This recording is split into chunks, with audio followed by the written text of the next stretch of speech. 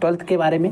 और बच्चों class twelfth का जो बोर्ड एग्जामिनेशन 2025 होना है इसके बारे में हम लोग डिस्कस करेंगे। डिस्कस करने के लिए एक बहुत ही इंपॉर्टेंट टॉपिक है जिसमें हम बात करेंगे फिजिक्स प्लस केमिस्ट्री के बारे में। यानी कि आपको पता है अब आपका जो अगस्त चल रहा है, आपका जो महीना चल रहा है बच्चों, जो आपका मंथ चल रहा है वो आपका चल रहा है अगस्त। इस अगस्त मंथ से अब आपके जो एग्जाम होने हैं बच्चों लगभग फरवरी में होने हैं। तो अभी आपके पास 6 मंथ है, यानी कि 6 महीने हैं। अब 6 महीने में आपको फिजिक्स भी पढ़नी है, केमिस्ट्री भी पढ़नी है, या आपके पास बायो होगी या फिर मैथ होगी वो भी आपको पढ़ना है, हिंदी भी पढ़नी है, इंग्लिश भी पढ़नी है। तो ऐसे में आपको पढ़ने के लिए अगर आप पूरी ग्रंथम पूरी बुक उठाओगे तो आप शायद नहीं पढ़ पाओगे पूरा सिलेबस। तो ऐसे में मैं आपको आज बताने वाला हूं physics plus chemistry, physics plus chemistry दोनों के मिक्सअप टॉपिक, इन सभी के इंपॉर्टेंट टॉपिक बता दूंगा जिनको अगर आप तैयार कर लेते हो तो बोर्ड एग्जाम में बहुत अच्छा स्कोर कर लोगे।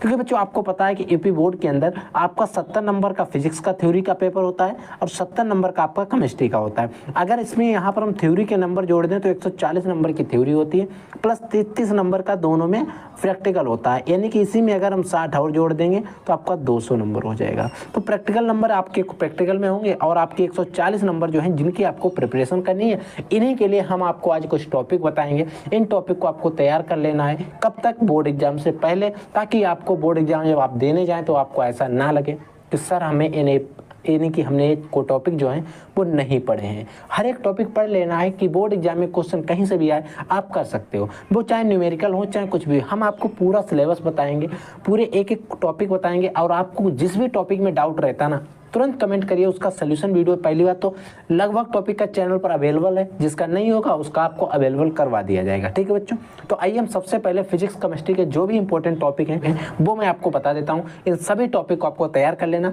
तैयार कर ही बोर्ड एग्जाम में जाना है। देखिए बच्चों सबसे पहले बात करेंगे हम केमिस्ट्री के बारे में। देखिए केमिस्ट्री में एक टॉपिक आता है जिसको कहते हैं मोलरता, यानी कि मोलरिटी, और एक टॉपिक होता है मोलरता और दूसरा टॉपिक होता है नॉर्मलता और मोल प्रभाज। देखिए नॉर्मलता हो गया, मोलरता हो गया, मोलरता हो गया, मोल प्रभाज या फिर मोलेंस हो गया। ये 4 टॉपिक आपको पता है। एक आपका चैप्टर है सॉल्यूशन, जो आपका चैप्टर है सॉल्यूशन केमिस्ट्री के अंदर, इसको हिंदी में बच्चों कहते हैं बिलियन। ये जो चैप्टर है इस चैप्टर के टॉपिक है। इन टॉपिक पर क्या होता है बच्चों, आपके जब बोर्ड एग्जाम देने जाओगे तो वहां पर आपको इससे न्यूमेरिकल भी देखने को मिलेंगे। यानी कि इस टॉपिक से रिलेटेड आपको बोर्ड एग्जाम में न्यूमेरिकल भी मिलेंगे, थ्योरेटिकल भी मिलेंगे, क्वेश्चन भी आपसे पूछे जाएंगे और टिप्पणियां भी पूछी जाएंगी। तो 4 टॉपिक आपको पता होना चाहिए। ठीक है बच्चों, अगला टॉपिक आपका बच्चों है हेनरी का नियम। हेनरी का नियम जो है बोर्ड एग्जाम में काफी बार पूछा भी गया है। अगर आप प्रीवियस क्वेश्चन पेपर उठा के देखोगे, मैं कौन से क्वेश्चन पेपर की बात कर रहा हूँ जो बोर्ड के हैं, उनको उठा के देखोगे तो वहां पर आपको मिल जाएंगे। दूसरा बच्चों आता है राउल्ट का नियम। ठीक है, राउल्ट का नियम क्या होता है। फिर बच्चों एक टॉपिक आता है परासरण। परासरण की एक क्रिया होती है। देखिए बच्चों परासरण क्या है, क्रिया है, और परासरण दाब क्या है, दोनों अलग अलग चीजें, याद रखना। परासरण अलग है, परासरण दाब जो है वो एक अलग चीज है। देखिए परासरण क्या होता है, परासरण की एक क्रिया होती है, और दाब से आपको लग रहा होगा कि दाब यानी कि प्रेशर। देखिए क्या होता है, परासरण की जो क्रिया चल रही थी, उस परासरण की क्रिया चल रही थी, उस परासरण की क्रिया को अगर हमें रोकना है, क्या करना है, रोकना है, तो उस परासरण की क्रिया को रोकने के लिए जो दाब लगाया जाएगा ना, जो दाब की हमें जरूरत पड़ेगी, आवश्यकता पड़ेगी, नीड होगी, उस दाब को ही हम परासरण कहते हैं, परासरण दाब कहते हैं। समझिए, परासरण की क्रिया को रोकने के लिए जो दाब लगाया जाता है उसे ही हम परासरण दाब कहते हैं। समझ में आ गया ना। अगला टॉपिक है बच्चों आदर्श विलयन, और एक टॉपिक है हमारा अनादर्श विलयन। आदर्श विलयन क्या होते हैं और अनादर्श विलयन क्या होते हैं, देखिए इनके बारे में आप जो चैप्टर पढ़ोगे तो वहाँ पर आपको पढ़ने को मिल जाएगा। देखिए आदर्श विलयन वे विलयन होते हैं जो राउल्ट के नियम का पालन करते हैं, मोस्टली परिभाषा बता रहा हूँ। और दूसरे विलयन अनादर्श विलयन वे होते हैं जो राउल्ट के नियम को पालन नहीं करते हैं, वो हमारे अनादर्श विलयन। ठीक, अगर आप इनको पढ़ना चाहते हो तो आप यूट्यूब पर सर्च करिएगा, आपको हमारे चैनल पर भी वीडियो मिल जाएगा। हिमांक में अवनमन, देखिए हिमांक में अवनमन क्या होता है, विद्युत अनपघट्ट क्या होते हैं, विशिष्ट चालकता और तुल्यांकी चालकता, दोनों आपको पढ़ना है। विशिष्ट चालकता क्या होती है और तुल्यांकी चालकता क्या होती है। फिर बच्चों आता है आपका इलेक्ट्रोड विभव, एक आता है विद्युत रासायनिक श्रेणी। देखिए इसके बारे में आपको पढ़कर जाना है, इस पर क्वेश्चन बहुत ज्यादा आपको बोर्ड में देखने को मिलेंगे। अगला क्वेश्चन है बच्चों हमारा मोलर चालकता और सेल। देखिए मोलर चालकता पे कुछ ज्यादा पूछे जाते हैं, ये चीज आपको भी पता है। प्रथम, द्वितीय और शून्य कोटि। देखिए प्रथम कोटि हो गया, द्वितीय कोटि हो गया और शून्य कोटि के जो रिएक्शंस होते हैं इन पर क्वेश्चन भी आते हैं और आपको पता है इन पर न्यूमेरिकल भी आते हैं। देखिए मैं बताता हूँ कि आपको न्यूमेरिकल के पॉइंट ऑफ व्यू से भी ये टॉपिक तैयार करना जरूरी है। एक अर्धआयुकाल पर भी न्यूमेरिकल आते हैं। इनमें 2 से 3 न्यूमेरिकल हैं जो ज़्यादा फेमस हैं, जो हर साल आते हैं, जो कि मैं आपको जल्द ही पढ़ाने वाला हूँ। आणविकता और कोटि में क्या अंतर होता है? देखिए आणविकता जो है और कोटि में क्या होता अंतर होता है कि आणविकता का एक मुख्य पॉइंट ये होता है कि आणविकता कभी भी शून्य नहीं हो सकती है, और कोट या आपने शून्य कोट पढ़ी होगी, कोट तो शून्य हो सकती है, आणविकता शून्य नहीं हो सकती। फिर बच्चों आता संक्रमण तत्व क्या होते हैं, अंतः संक्रमण तत्व क्या होते हैं। अगला बच्चों है लिगेंड क्या होते हैं, सॉरी बच्चों लेंथेनाइड। देखिए लेंथेनाइड और एक्टिनाइड, लेंथेनाइड 4F श्रेणी और एक्टिनाइड 5F श्रेणी। 4F श्रेणी 5F श्रेणी आपको पढ़ लेनी है। अब देखिए बच्चों K2Cr2O7 पोटेशियम डाइक्रोमेट और केमेनोफोर का निर्माण, यानी कि इसको प्रयोगशाला में हम लोग कैसे बनाते हैं, इसका सचित्र वर्णन आपको पढ़ लेना है। देखिए बच्चों लिगेंड क्या होते हैं और संकर आयन क्या होते हैं। ठीक है, उपसात संयोजन यौगिक जो होते हैं, उपसात संयोजन संख्या जो होती है या फिर यौगिक कहते हैं इसी को हम। ठीक है, यानी कि उपसात संयोजन यौगिक या फिर उपसात संयोजन संख्या जो होती है, इनके बारे में आपको पढ़कर जाना है। ठीक है, आयनन या फिर हाइड्राइड। देखिए आयनन तथा हाइड्राइड, देखिए आयनन एक समावयवता होती है, एक हाइड्राइड समावयवता होती है। मैं आपको पढ़ाऊंगा समावयवता क्या होती है, तो आपको दोनों पढ़ लेना है। देखिए बच्चों ये आपका लिखा है फिनोल, यानी कि फिनोल को कभी कभी आप लोगों ने ऐसे भी देखा होगा। देखिए फिनोल जो होता है कभी कभी आप लोगों ने शायद ऐसे भी लिखा हुआ देखा होगा, इस तरीके से। यहाँ पर OH रहता है, यहाँ पर बीच में आपको गोला मिलेगा या 3 जगह पर आपको डबल बॉन्ड मिल जाएंगे ऐसे, लेकिन गोला या बॉन्ड एक ही मिलेगा। ये बच्चों आपका फिनोल होता है। वहीं इसी बेंजीन की रिंग पर अगर हम ऊपर CHO लगा देते हैं तो आपका विंजल्डिहाइड बन जाता है। और एसीटोन का ऐसा होता है, ऐसा आपने कभी कभी लिखा हुआ देखा होगा, CH3 C डबल बॉन्ड, ऐसा लिखा हुआ देखा होगा। ये एसीटोन है, बेंजल्डिहाइड है, फिनोल है। इन सभी का निर्माण हम प्रयोगशाला में कैसे करेंगे इसको आपको पढ़कर जाना है। आइसाइनाइड और आइसोसाइनाइड, साइनाइड को कहते हैं CN और आइसोसाइनाइड को कहते हैं NC, इनके बारे में भी आपको पढ़ लेना। ठीक है, अगला टॉपिक बच्चों कार्बोहाइड्रेट्स। कार्बोहाइड्रेट्स क्या होते हैं। फिर बच्चों आता है पेप्टाइड बंध क्या होते हैं, यानी कि जो पेप्टाइड बंध होते हैं वो बंध क्या होते हैं। कोडोन क्या होते हैं, कोडोन क्या होते हैं। DNA क्या होता है, इसके बारे में आपको पढ़ना है। संयुक्ताबंध सिद्धांत, ठीक है। और फिर आपका आता है IUPAC नामकरण, सेटजफ का नियम, क्लोरोफॉर्म हो गया, मार्कोनिकॉफ का नियम हो गया, ये सारे टॉपिक। अगला टॉपिक देखिए बच्चों, अगला टॉपिक है ल्यूकास परीक्षण। देखिए ल्यूकास परीक्षण हो गया, H2SO4 हो गया, 1 डिग्री 2 डिग्री 3 डिग्री अल्कोहल हो गया, हेलो एरिन हो गया, हेलो एरिन। ठीक है, हेलो एरिन और हेलो एल्कीन दोनों पढ़ लेना आप लोग। ठीक है, 1 डिग्री और एमीन के बारे में, यानी कि प्राथमिक द्वितीयक तृतीयक, 1 डिग्री 3 डिग्री। आप बच्चों यहाँ पर 14 से लेकर और जो आपके 44 यानी कि जो 4 टॉपिक हैं इनको ध्यान से समझिए। इनमें इंपॉर्टेंट नेम रिएक्शंस, ये भी टॉपिक आपको पता होना चाहिए, हर साल आता है। ये रिएक्शन क्या होता है जब हर साल आती है, कैसे प्राप्त करोगे, हर साल आती है। IUPAC नामकरण कुछ एडवांस लेवल के वो भी आते हैं। ये 4 टॉपिक ऐसे हैं जो बच्चों हर साल आते हैं और 10 से 15 नंबर आपको 100% दिला के जाते हैं टॉपिक, यानी कि 20 नंबर तक के हो सकते हैं।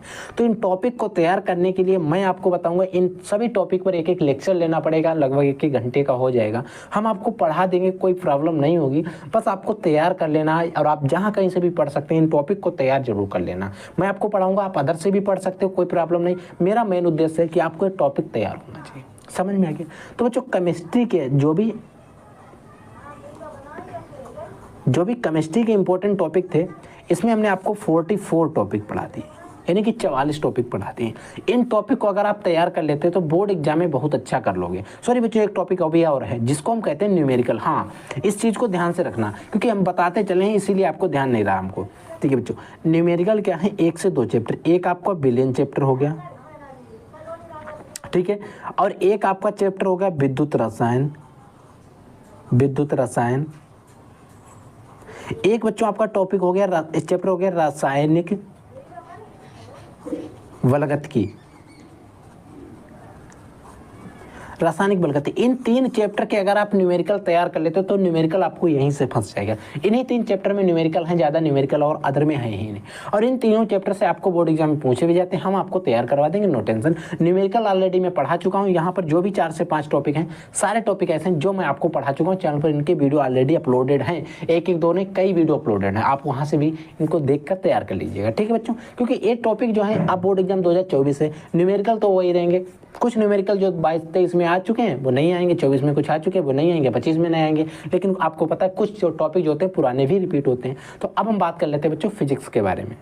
तो जो बात आती है फिजिक्स के टॉपिक की, तो फिजिक्स में टॉपिक जो है ये भी काफ़ी इंपॉर्टेंट है, इनको भी आपको एक बार समझ लीजिए। वैसे मैंने इन टॉपिक को बता रखा है, आप लोग जाइएगा चैनल पर वीडियो मिल जाएगा, ठीक है। अन्यथा मैं इसको दोबारा रिपीट कर देता हूँ, अच्छे से आपको और भी समझ में आ जाएगा, ठीक है। जैसे विद्युत आवेश क्या होता है, देखिए विद्युत आवेश के बारे में आपको पढ़ना पड़ेगा। जब विद्युत आवेश पढ़ोगे तो वहाँ पर कई सारे टॉपिक फंसेंगे, जैसे रेखीय आवेश घनत्व क्या होता है, कूलाम का नियम भी आपको वहीं फंस जाएगा, विद्युत द्विध्रुव आघूर्ण के बारे में आपको वहीं पर पता चल जाएगा। फिर विद्युत द्विध्रुव जो होता है उसकी अच्छी स्थिति और निरक्षीय स्थिति में दोनों में विद्युत क्षेत्र की तीव्रता का आपको व्यंजक प्राप्त करना, सूत्र प्राप्त करना, जिसके द्वारा आपको न्यूमेरिकल लगाना रहेगा, ठीक है। अगला टॉपिक आपका आता है गॉस की प्रमेय। देखिए गॉस की प्रमेय जो है ये भी बोर्ड एग्जाम में कई बार पूछी गई, आप लोग देखिएगा। विद्युत बल, जो वैद्युत बल होता है, इनकी जो रेखाएं, वैद्युत बल रेखाएं जो होती हैं, इनके कुछ गुण होते हैं। क्या गुण होते हैं इनके बारे में आपको पता होना चाहिए। तो इन सभी गुणों के बारे में आपको समझ लेना है, देख कर जाना है, पढ़ कर जाना है। फिर बच्चों आता है विद्युत विभव क्या होता है। परावैद्युत पदार्थ जो होता है, आपने एक सूत्र पढ़ा था हाफ वो 1/4πε0, आप Q1 Q2 upon are square एक आपने पढ़ा था, एक आपने पढ़ा था Q अपॉन आर, ये सारे सूत्र पढ़े थे। तो उसमें जो K होता है बच्चों, हम इस K को ज़्यादातर नहीं लिखते हैं। K क्या होता है, परावैद्युत पदार्थ होता है, इसको साइलेंट मान लेते हैं, क्योंकि इसका मान जब कुछ नहीं दिया होता तो 1 मान लेते हैं। अब किसी भी चीज़ की 1 में गुणा करोगे तो उतना ही आएगा, तो इसीलिए इसको हम बहुत कम लिखते हैं, ऐसा आपको पता होना चाहिए। समविभव पृष्ठ क्या होता है, वैद्युत विभव। अब वैद्युत द्विध्रुव के कारण अच्छी स्थिति में किसी भी बिंदु पर वैद्युत विभव के लिए सूत्र, यहाँ पर वैद्युत विभव के लिए सूत्र बात की जा रही है। यहाँ पर वैद्युत क्षेत्र की तीव्रता के लिए बात करें, विभव को V से लिखते हैं, तीव्रता को E से लिखते हैं। विभव प्रवणता क्या होता है, संधारित्रों का श्रेणी और समांतर क्रम। देखिए यहाँ पर आपको समझने की जरूरत है। यहाँ पर जो आपने प्रतिरोध के बारे में पढ़ा था, प्रतिरोध में आपने जो श्रेणी क्रम पढ़ा था, श्रेणी, इसमें आपने क्या पढ़ा था, R1 plus R2 plus R3, ऐसा कुछ आपने श्रेणी क्रम में पढ़ा था। वहीं पर बच्चों अगर हम समांतर क्रम की बात करते हैं तो 1/R इक्वल टू आप लोग पढ़ते थे 1/R1 plus 1/R2 plus 1/R3, ऐसा कुछ आप पढ़ते थे किसमें, प्रतिरोध में। लेकिन संधारित्र जो होता है, संधारित्र, इसमें यहाँ पर उल्टा होता है। यहाँ पर बच्चों जो श्रेणी क्रम में हम सूत्र लगाते हैं वो एक तरीके से यहाँ पर समांतर क्रम का होता है। 1/C इक्वल टू होता है 1/C1 plus 1/C2 plus 1/C3। और आप यहाँ पर जो समांतर क्रम का सूत्र होता है बच्चों वो होता है C equal to C1 plus C2 plus C3। आप राइटिंग पे मत जाइए, मैं जो बोल रहा हूँ उस पर ध्यान दीजिए। C यहाँ पर क्या होता है, उल्टा होता है। देखिए यहाँ पर समांतर क्रम वाले सूत्र में 1/, था, लेकिन यहाँ समांतर क्रम में डायरेक्ट जोड़ दिया, जैसे कि यहाँ पर श्रेणी में। तो बहुत से बच्चे कंफ्यूज हो जाते हैं जब न्यूमेरिकल वो सॉल्व कर रहे होते हैं, गलती कर देते हैं। तो ये चीज़ आपको फॉलो करके जाना है, क्योंकि ये सारे टॉपिक इंपॉर्टेंट है ना। अगला टॉपिक देखिए बच्चों, अगला टॉपिक है बच्चों ओम का नियम, किरचॉफ का नियम, अनुगमन वेग, विभव मापी। इन सभी टॉपिक को मैं जल्दी से आपको बता देता हूं ताकि आपका समय बच जाए। देखिए धारा घनत्व क्या होता है, ह्यूइट-स्टोन क्षेत्र का सिद्धांत क्या है, चुंबकीय क्षेत्र क्या होता है। देखिए चुंबक के चारों ओर का जो क्षेत्र होता है उसे ही चुंबकीय क्षेत्र कहते हैं। लॉरेंज बल क्या होते हैं, बायो-सेवर्ट का नियम, एम्पियर का परिपथीय नियम, क्यूरी का नियम, गैल्वेनोमीटर, चुंबकीय फ्लक्स, स्वपरिणन गुणांक और भ्रमण धारा। ये सारे टॉपिक आपको समझ में आना चाहिए, पता होने चाहिए जब आप बोर्ड एग्जाम देने जाओ। अगला है फैराडे का नियम, लेंज का नियम, ट्रांसफार्मर 5 नंबर में पूछा जाएगा, सूक्ष्म तरंगे, परावैंगनी तरंगे, एक्स किरण। ये सारे टॉपिक आपको 1 से 2 नंबर में देखने को टिप्पणी के रूप में बोर्ड एग्जाम में मिल जाएंगे। फिर बच्चों आता है मैक्सवेल का विद्युत चुंबकीय तरंग सिद्धांत क्या है, ठीक है। फिर आता है लेंस की फोकस दूरी के बारे में, समंजन क्षमता हो गया, खगोलीय दूरदर्शी होगा, मैं कहता हूँ खगोलीय सूक्ष्मदर्शी भी बच्चों आप तैयार कर लेना। संपर्क में अगर 2 पतले लेंस रखें तो उनकी फोकस दूरी कैसे ज्ञात करेंगे, 1/F इक्वल टू होता है, ठीक है, वो आपको पढ़ता होना चाहिए, (1/F1 प्लस 1/F2 जो आपने पढ़ा था। फिर लेंस के द्वारा सूत्र, लेंस का सूत्र स्थापित कीजिए, प्रकाश के व्यतिकरण के बारे में आप पढ़ लेना। हाइगन्स का देखिए लेंस का सूत्र ऊपर भी बात करें, टॉपिक डबल रिपीट हुआ। हाइगन्स के द्वितीयक तरंगिकाओं का सिद्धांत जो होता है, इसके आधार पर पहले तो आपको हाइगन्स का द्वितीयक तरीकाओं का सिद्धांत पता होना चाहिए क्या है, फिर उसके आधार पर प्रकाश के परावर्तन और अपवर्तन की आपको व्याख्या करनी है, इसके परावर्तन और अपवर्तन को समझाना है। फिर बच्चों बात आती है यंग का द्विस्लिट प्रयोग, फिर प्रकाश विद्युत उत्सर्जन के नियम क्या होते हैं, फिर बच्चों फोटान के बारे में आपको पढ़ लेना है, फिर आपको डी ब्रोगली तरंगे पढ़ लेनी है, ठीक है। और बच्चों आपके टॉपिक आता है कि बोहर की परिकल्पना और इनकी कमियां, यानी कि जो बोहर ने परिकल्पना दी थी, परिकल्पना क्या थी और इन परिकल्पना की कमियां क्या थी। फिर रदरफोर्ड का अल्फा कण प्रकीर्णन प्रयोग, जो रदरफोर्ड थे उन्होंने अल्फा कण प्रकीर्णन प्रयोग किया था, अल्फा कणों की बमबारी की थी यानी कि सोने की पत्ती के ऊपर, चादर के ऊपर, तो वो आपको प्रयोग पढ़कर जाना है। प्रकाश विद्युत उत्सर्जन से संबंध में जो आइंस्टीन ने एक नियम दिया था हाफ mv² h-nu की स्थापना कीजिए। तो ये सारे टॉपिक जो आपको 50 टॉपिक बताए गए फिजिक्स के अंदर, इन सभी टॉपिक को तैयार कर लेना बच्चों। अगर आप इतना तैयार कर लेते हो, आप जैसे तैयार कीजिएगा previous year question paper, answer paper, model paper solve करिएगा,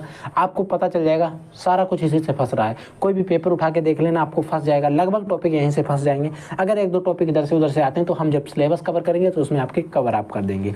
ठीक है बच्चों, तो आप लोग पढ़ते रहिए, आगे बढ़ते रहिए। I will take in next class, तब तक के लिए जय।